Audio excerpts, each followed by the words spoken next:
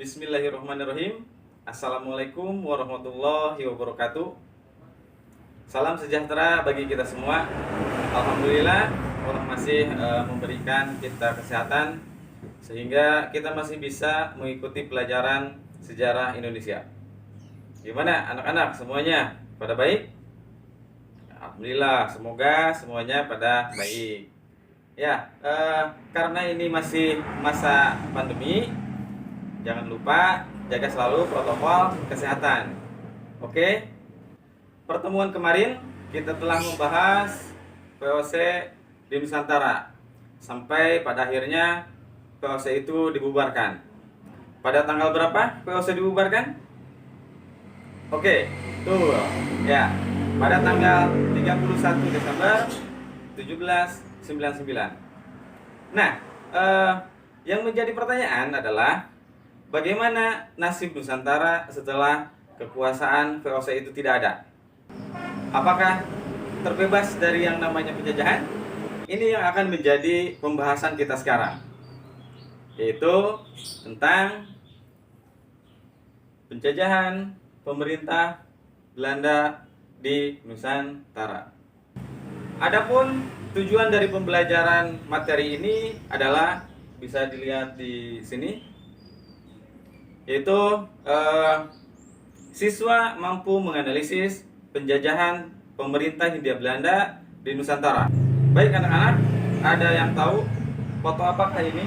Tentunya kalian sudah akrab dengan foto-foto tersebut.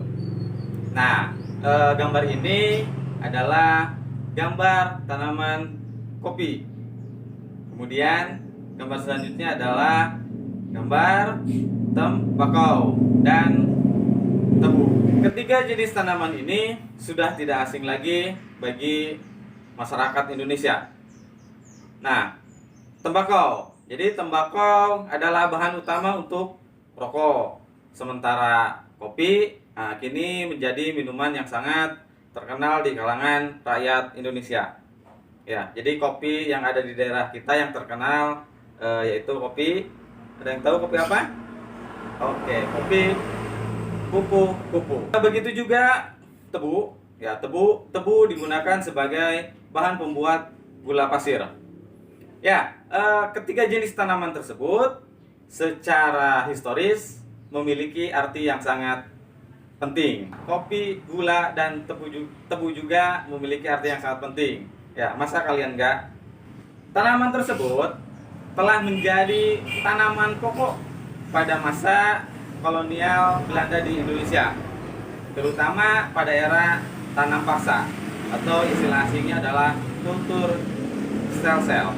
Pada masa itu, Indonesia berada di bawah penjajahan pemerintahan kolonial Belanda. Nah, untuk lebih jelas tentang materi ini, mari kita simak terlebih dahulu video berikut.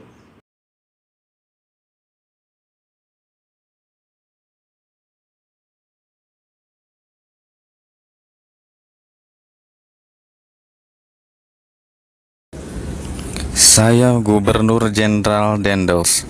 Saya sebagai Gubernur Jenderal memerintah di Nusantara pada tahun 1808 sampai 1811.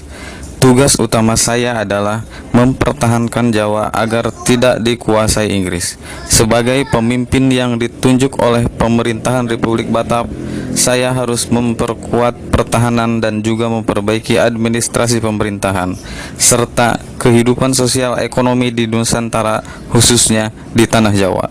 Dalam rangka mengemban tugas sebagai Gubernur Jenderal dan memenuhi pesan dari pemerintah induk, saya melakukan beberapa langkah strategis, terutama menyangkut bidang pertahanan, keamanan, administrasi, pemerintah, dan sosial ekonomi.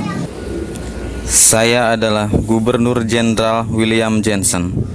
Pada tahun 1810, saya diperintahkan pergi ke Jawa dan menggantikan Dendels pada tahun 1811. Saya mencoba memperbaiki keadaan yang telah ditinggalkan Dendels. Saya adalah Gubernur Jenderal Raffles. Tanggal 18 September 1811 adalah tanggal dimulainya kekuasaan Inggris di Hindia. Gubernur Jenderal Lord Minto secara resmi mengangkat saya sebagai penguasanya. Saya melakukan langkah-langkah untuk memperkuat kedudukan Inggris di tanah jajahan. Dalam rangka menjalankan pemerintahan, saya berpegang pada 3 prinsip. Pertama, segala bentuk kerja rodi dan penyerahan wajib dihapus, diganti penanaman bebas oleh rakyat. Kedua, peranan para bupati sebagai pemungut pajak dihapuskan dan para bupati dimasukkan sebagai bagian pemerintah kolonial. Ketiga, atas dasar pandangan bahwa tanah itu milik pemerintah, maka rakyat penggarap dianggap sebagai penyewa. Berangkat dari 3 prinsip itu, saya melakukan beberapa langkah, baik yang menyangkut bidang politik, pemerintahan maupun bidang sosial ekonomi. Saya adalah Gubernur Jenderal Van der Capellen. Pada tahun 1816, Kepulauan Nusantara kembali dikuasai oleh Belanda. Sejak itu dimulailah pemerintahan kolonial Belanda. Pada tanggal 22 Desember 1818, pemerintah memberlakukan undang-undang yang menegaskan bahwa penguasa tertinggi di tanah jajahan adalah Gubernur Jenderal. Saya kemudian ditunjuk sebagai Gubernur Jenderal. Saya adalah Gubernur Jenderal Van den Bosch. Tahun 1830, saya diangkat sebagai Gubernur Jenderal baru di Jawa. Setelah sampai di Jawa, saya segera mencanangkan sistem dan program tanam paksa. Secara umum, tanam paksa mewajibkan para petani untuk menanam tanaman-tanaman yang dapat diekspor di pasaran dunia. Jenis tanaman itu di samping kopi juga antara lain tembakau, tebu, dan nila. Rakyat kemudian diwajibkan membayar pajak dalam bentuk barang sesuai dengan hasil tanaman yang ditanam petani. Baiklah, tadi merupakan penjelasan kehidupan Indonesia masa pemerintahan Hindia Belanda di bawah Gubernur Jenderal sebagai penguasa yang terpilihnya. Mulai dari pemerintahan Herman William Dendels. Herman William Dendels sebagai Gubernur Jenderal memerintah di Nusantara pada tahun 1808 sampai 1811. Jadi tugas utama Dendels adalah mempertahankan Jawa agar tidak dikuasai oleh Inggris.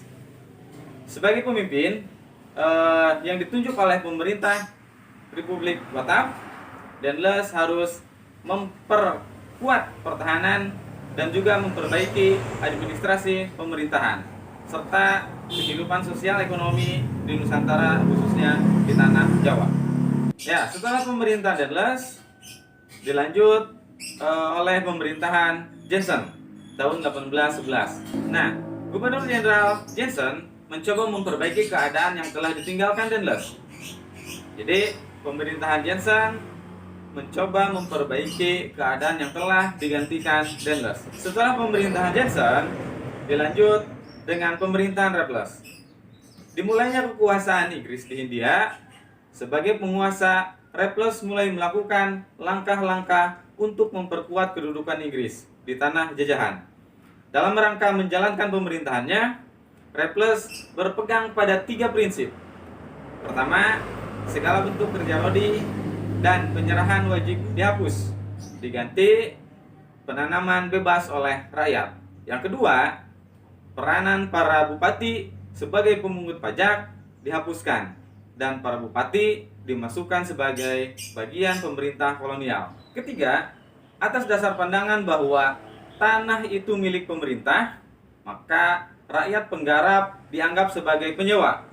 Berangkat dari 3 prinsip itu, Raffles melakukan beberapa langkah, baik yang menyangkut bidang politik, pemerintahan, maupun bidang sosial ekonomi. Pada tahun 1814, sudah diadakan konvensi London. Salah satu isi konvensi London adalah Inggris harus mengembalikan tanah jajahan di Hindia kepada Belanda. Dengan demikian, pada tahun 1816, Kepulauan Nusantara kembali dikuasai oleh Belanda di bawah pimpinan Van der Capellen. Kebijakan Van der Capellen itu berkembang ke arah sewa tanah dengan penghapus peran penguasa tradisional, yakni bupati dan para penguasa setempat. Kemudian Van der Capellen juga menarik pajak tetap yang sangat memberatkan rakyat. Setelah Van der Capellen dilanjut Van den Bosch. Tahun 1830 Van den Bosch diangkat sebagai gubernur jenderal baru di Jawa. Setelah sampai di Jawa, Van den Bosch segera mencanangkan sistem dan program tanam paksa. Secara umum, tanam paksa mewajibkan para petani untuk menanam tanaman-tanaman yang dapat diekspor di pasaran dunia. Jenis tanaman itu di samping kopi juga antara lain tembakau, tebu, dan nila. Akhirnya kita sampai di akhir kegiatan. Sebelum ditutup, Bapak mau memberikan pesan nilai dari materi yang kita pelajari kali ini. Dari materi ini, kita bisa mengambil nilai bahwa Indonesia itu adalah negara yang kaya raya yang memiliki sumber daya alam yang sangat luar biasa. Tetapi tidak bisa dirasakan oleh rakyatnya sendiri, karena telah dikuasai oleh bangsa lain. Maka dari itu benar bahwa yang namanya penjajahan di atas dunia harus dihapuskan agar masyarakat atau bangsa Indonesia bisa sejahtera dan maju. Oke, materi kali ini Bapak cukupkan sampai di sini. Terima kasih. Assalamualaikum warahmatullahi wabarakatuh.